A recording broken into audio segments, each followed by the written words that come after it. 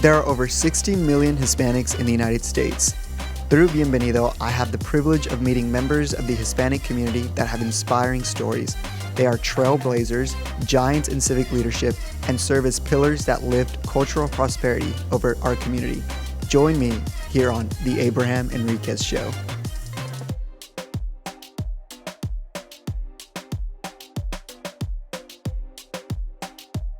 Hola amigos, welcome back to another episode here on the Abraham Enriquez Show. And today I'm so excited because today we have my good friend, CEO of Wentworth Management Service, Mr. Ryan Morfin. Now, Ryan, you have a successful career in wealth management, and something that I love to do with Bienvenido is highlight the voices who are paving the way for young professionals.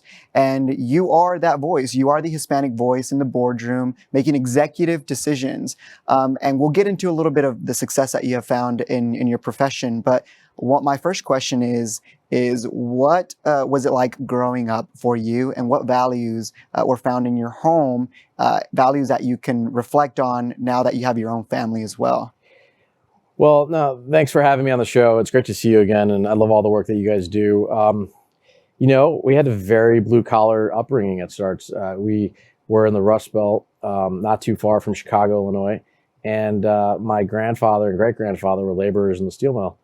And we grew up like everybody else in the region. And, you went to school, you worked hard, you shoveled snow, and you worked in the mills. And eventually, my father got out of the mill in the 80s recession. And it was very telling. There was two schools of thought. One was stay in the union and wait for your job to come back.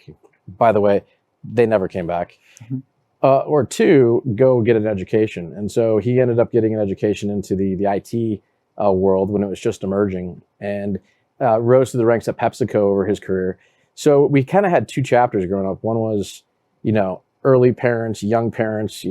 My parents that I grew up with were very different than, I've got three younger sisters, than the baby's parents, because they were, already set as a service economy employees. But just like everyone else, very family oriented, respect your elders, work hard at school, good work ethic, sports, get involved in your community and give back. And so, very consistent values across the Latino community that I've seen, and which is really refreshing because it hasn't really changed too much as far as I can see. So something that I think is really important to highlight is that within the Hispanic community, we're very entrepreneur minded, right? We learn how to make something out of a difficult situation to get ahead. I've had the opportunities to, be in your office and see your workers. How has COVID impacted your profession? It's interesting. So I'm in the wealth management space, and so we manage money for a lot of folks and a lot of assets. And typically people over 50 are the ones who've accumulated assets throughout their career. So teachers, doctors, dentists, entrepreneurs, small business owners. And so the COVID pandemic has really been a two-pronged attack, if you will, on society. It's younger folks aren't experiencing as much of the healthcare and negative externalities because they're not as obese, or they don't have pre-existing conditions. But it's the older clients of ours who are a little more careful, and they're being very focused on, not going out too much because they may have a pre-existing condition, diabetes or overweight. And so they're very careful because they're waiting for a vaccine or better treatments. And, the good news is that there's a vaccine on the horizon. We can see the treatments, antivirals have been increasing. So, I think people are starting to come out a little bit more and start to travel more. We're starting to see that. I've been on the road a bit still in the last few months. And it's more traffic on the airports and people traveling at the hotels. But that being said, our business has changed dramatically. What we realized, and the genie's out of the bottle, employees can be productive from home in a remote posture. And that's going to have implications that are profound for the labor economy in the United States. One of the things that's going to happen is companies aren't going to just hire in their local market. So like the old rule of thumb is 50 miles from your headquarters, that's where you want to find your employees. Well, in today's economy where everyone learned how to work remotely, you can hire people anywhere in the country, anywhere in the world for that matter. And as long as you have the skill sets and the talent, you can go work. And so I think you're going to see a lot of remote hiring, a lot of 1099 work for the next few years. Office space has changed. So we're trying to take more office space because my employees want to be able to stretch out and they don't want to be so close together. Over the last few years, 5-10 years ago, the average square foot in an office per employee was 250 square feet. Today, it's about, before the crisis, was 125 square feet. So we were just jamming people into tighter and tighter spaces. And today, employees are saying, not on my watch. I need more space. I need a social distance. And I think it's going to have a weird effect on companies. The big companies are going to need to take a lot more space, and the smaller companies don't have the stigma of not having that premier office space. It's not that important because people realize, you can do your work from home. And so I think it's been a good pause. I call it the great pause. I think people are looking at their life-work balance, looking at their families and spending more time with their kids and picking up new hobbies. So as bad as it is, I think it will be a net positive for society in the medium term. That's good. So talking about that office space distance and more distance with an office, are you speaking long term? That's what we're looking for, or is it going to be until vaccine and maybe a year after? Should predominantly Hispanic-owned businesses, which are on the rise, should they start putting it into their system that we need more office space or we need more room to, be formed well into this new normal that we have? Yeah, I think it depends which sector you're in. And I think some sectors are going to still jam people in because they can afford to. Certain sectors where unemployment is still, 3 or 4%, and some services, like in the IT space or in service economy, finance, it's really hard to find employees. And so the employees have some leverage right now to say, I need to have more space. I need to have more flexible work schedule. And those are the employees that are dictating those terms. If you're in the retail space or the hotel or restaurant or travel industry, I think you have less leverage as an employee today, unfortunately. And so I think as we look forward, there's going to be a dichotomy, if you will, on leverage, wage inflation in certain industries. And so IT, marketing, advertising, technology, finance, those are going to have wage inflation, and it's going to be more leverage for the employees. But in the other side of the coin, the companies that survive, the restaurants and the retailers that survive this, and that they're going to have a pick of a litter because they're going to have so many unemployed people that are structurally unemployed in their sector with a lot of great experience and not a lot of jobs. And so you're going to see actually wages in those sectors go down over time. So if you're a business owner and you survive in retail, restaurants, anything like that, you're going to do really well if you survive the next 18 months. Wow. Yeah, I was reading something that before the pandemic, it was about 8% of companies or people were actually allowed or could even, work from home remotely from the office. Now, post or, that we're getting into the COVID, now about 50% of people are actually working from home. So as a young professional going out of college or finishing up your academia, how should you be tailoring your resume or your experience so that people like you could look and say you're qualified to fit this need? Well, I would say this, that, as a young person, when I was younger, I learned most of my stuff just watching how my boss acted on the phone, how he acted in a bad situation. So you'll never, I think, be able to replicate the in-person learning that occurs in an office. And that's why I think we will return to offices eventually. I'm not a doomsday apocalypse, no more offices. That being said, in this period of time, if you're a young person, you have to work from home, over communicate, be on the Zoom call, turn your camera on, brush your teeth, brush your hair, look presentable, because your image to the company, and I tell this to my employees as well, is whatever's behind you, you may not be paying attention to it, but whatever's behind your screen, that will determine the image of what people take away from you going forward. And so it's really important to think about not just getting dressed, but what's behind you. What do you set behind you? Because it frames the shot, if you will. And by framing the shot, you're creating your personal brand and you're making the personal permanent imprint on what your bosses and your colleagues think of you. So, like, for instance, I've got some employees, and I haven't talked to them about all this yet, but they've got like a huge messy bedroom, or they've got, their clothes on the floor. And it's like, well, you know what? You don't want to portray that, but you're not thinking about this because we're seeing through the camera how you live your life. Yeah. You're not organized, et cetera. You don't make your bed in the morning. Yeah. And so are we talking college interns here, or no, we're talking people in their 20s and 30s. And so so I think people just aren't thinking about it because they're like stressed, they're working from home, and they're working longer hours. And I mean, people are working longer hours because they don't know how to turn it off because there's no commute time in and out. So, but I think people need to think about that because especially if they're customer facing, they want to make sure like the logo's behind them or they've got something professional setting because, regardless of the fact that we're all going through this pandemic together, I think people want professionalism Absolutely. in all aspects of your life, especially if they're buying a service from you. And so I think people in the services economy need to pay attention to that. Absolutely. No, when all this happened, Bienvenido, we had to completely cancel all our summer and spring events that we had in person, and we completely went virtual with a heavy emphasis on social media. And you were, as an advisory board member, you were a great help of how to transition into that. And we actually had way more people engage with us that way than actually doing in-person events. So that was something interesting. But so Ryan, you became the CEO of Wentworth Management Service in December of 2017. Within that same month, Wentworth made its first acquisition of an independent broker-dealer by purchasing Persh Kaplan Sterling Investment, a firm with over 500 branch offices and over 1,400 advisors. Wentworth also acquired Cabot Lodge Securities at the end of that closing transaction and has continued to aggregate additional independent broker dealers and is currently waiting for regulatory approval of two firms, which is World Equity Group and Aurora Private Wealth. Combined, both firms would add over 600 advisors to Wentworth platform. That all has happened since you entered Wentworth or took over the CEO position in 2017. So how do you do it?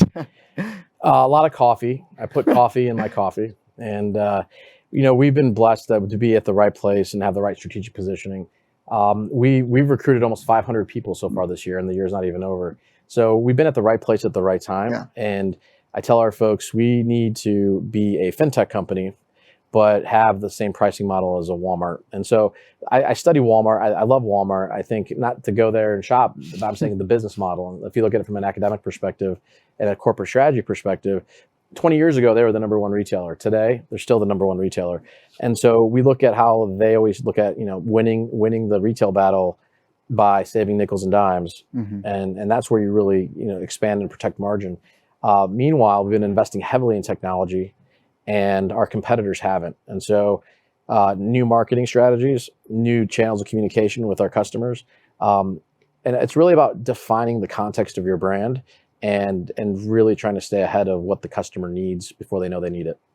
Gotcha. So talking about young Ryan now, what did you grow up knowing that this was something that you wanted to do? I'm a failed astronaut, a failed architect, and a failed musician. So no, I got here. Wait, what instrument did you play? Guitar. Not very well, but you see, that's why I'm here doing this today. So no, listen, I'd say there's been many pivots throughout my career. I'm a real estate investor, defense tech investor. I'm now CEO of a large wealth management firm, one of the largest in the country and growing. And, all those experiences have been accretive.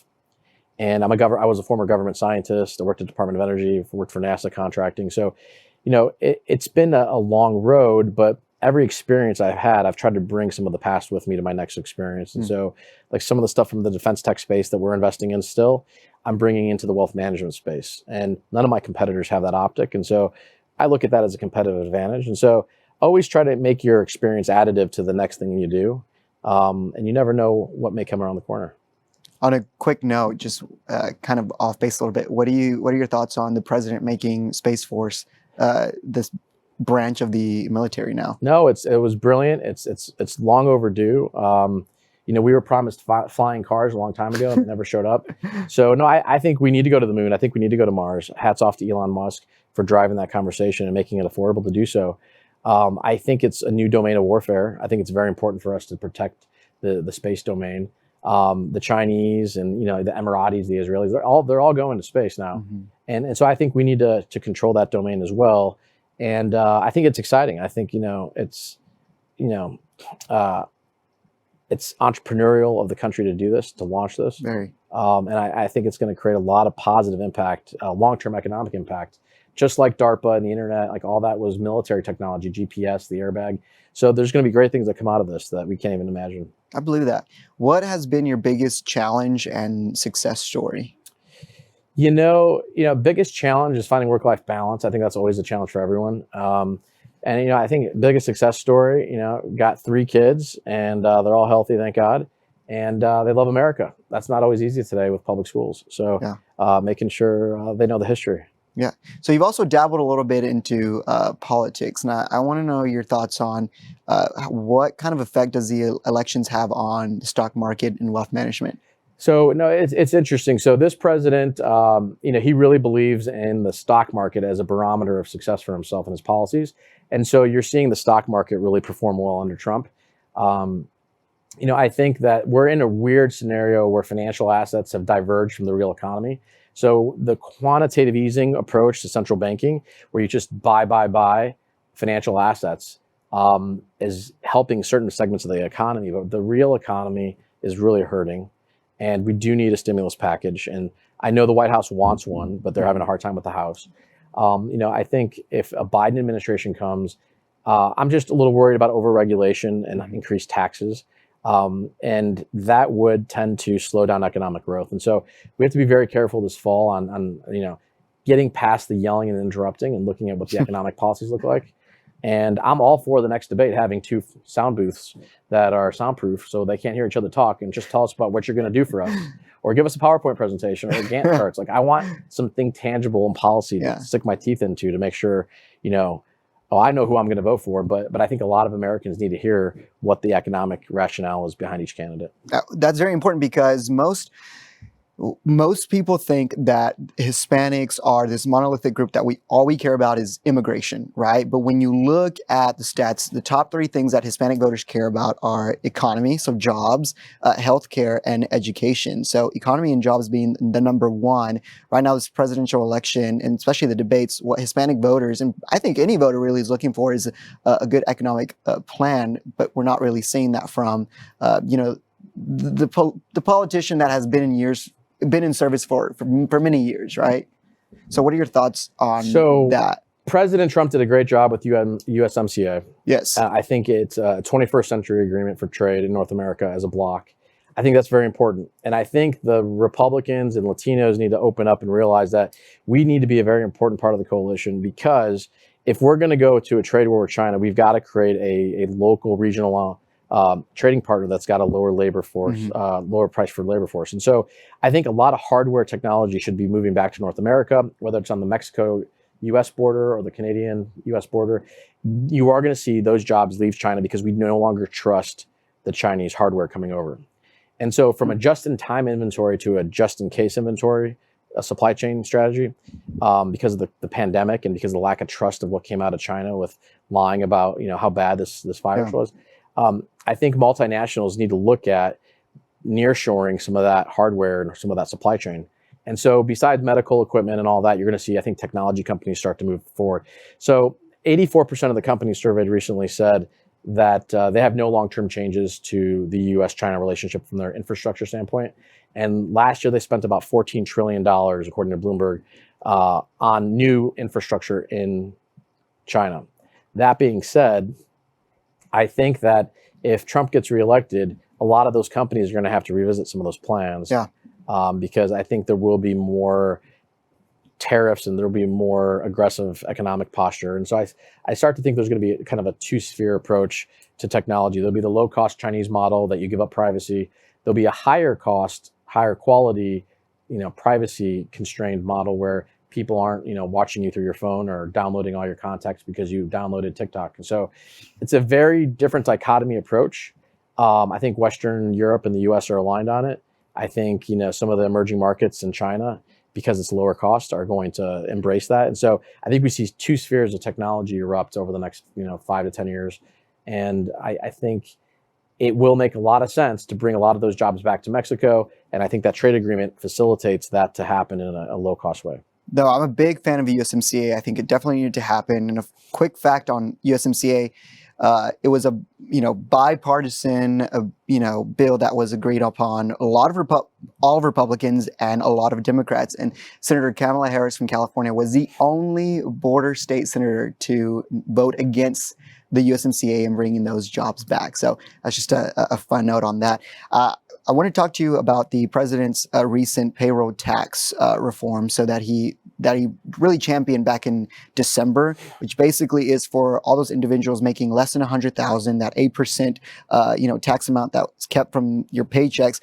Basically, what that bill does, because of President Trump, is from September to December, most Americans aren't going to see that taken out of their paychecks. So it's not, it's just deferred, not eliminated. But I think this is a big kind of survival instinct for small businesses and employers that the president is really helping out this time, right? Yeah, I think without the forgiveness of that tax, I don't think most entrepreneurs should take it, because if something goes wrong and the market crashes again after the election, or there's more volatility coming in Q4 and they can't pay it back, they're going to still be responsible for paying that. And so without Congress participating in that executive order, it kind of takes the teeth out of it from being impactful.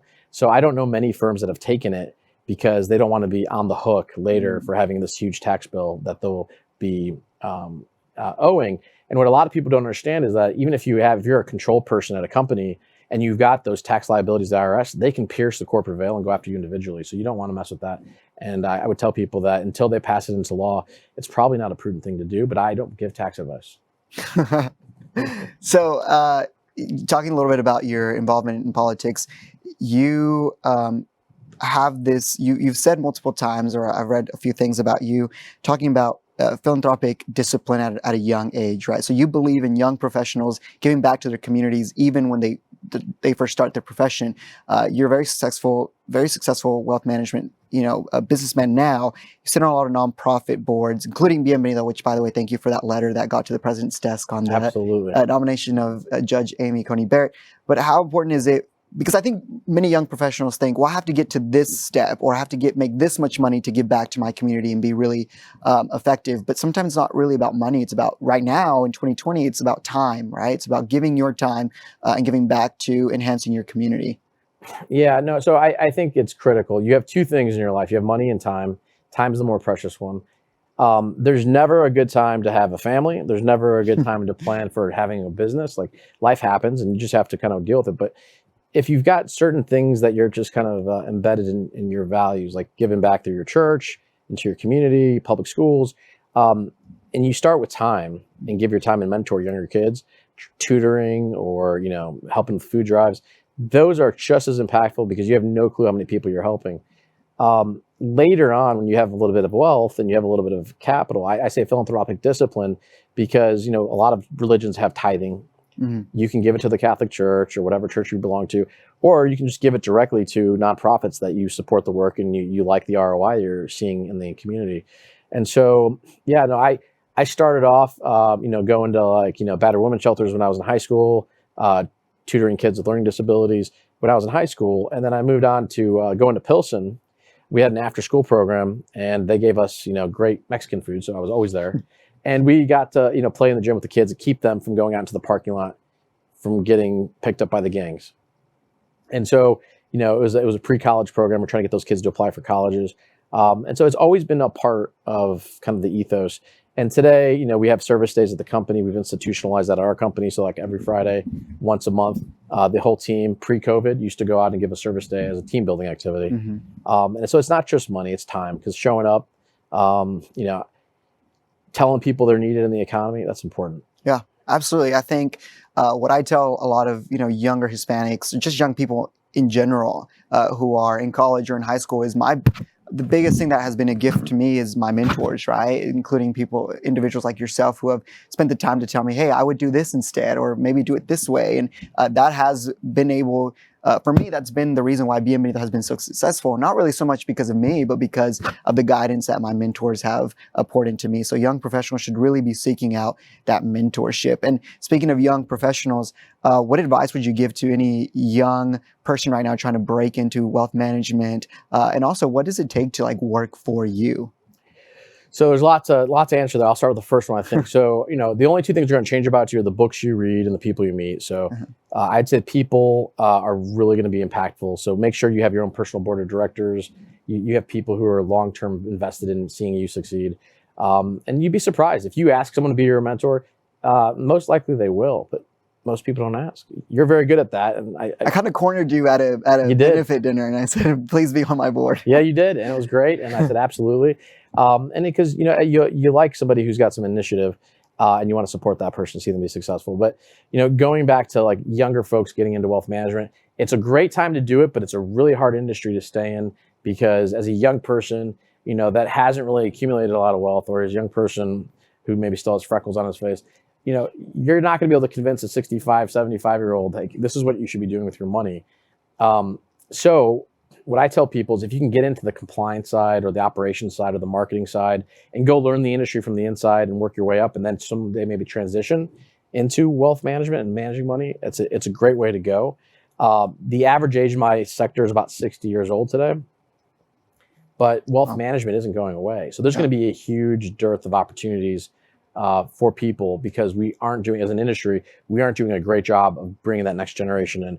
I'm one of the youngest CEOs in the industry, and I think that's a huge advantage for our company. So working for me, well, that's a little more difficult.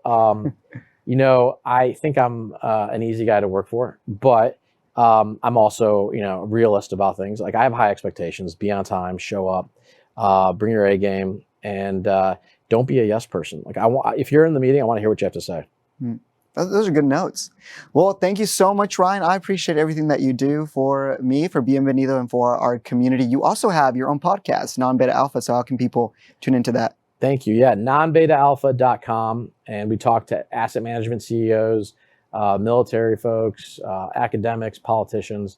And we talk about what's changing in terms of the landscape for capital flows. So nonbetaalpha.com. Perfect. Well, thank you, Ryan. I appreciate it. And thank you all, amigos, for tuning in. I want to remind you that you can actually listen to this podcast on anywhere you get your podcasts, that's including Apple iTunes, Apple Podcasts, Spotify, SoundCloud, iHeartRadio. Wherever you listen to podcasts, we're there. Gracias, familia. Until next time.